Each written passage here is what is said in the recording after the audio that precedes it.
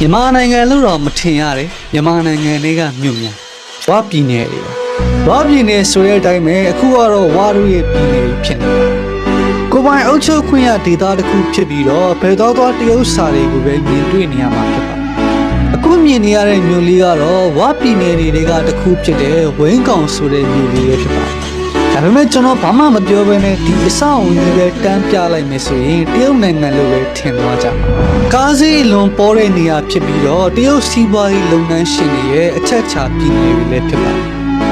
တရုတ်ငွေကြေးကိုပဲအသုံးပြုကြပြီးတော့အချစ်စစ်ရှားတဲ့မြို့ဆိုပြီးတဲ့နာမည်ကြီး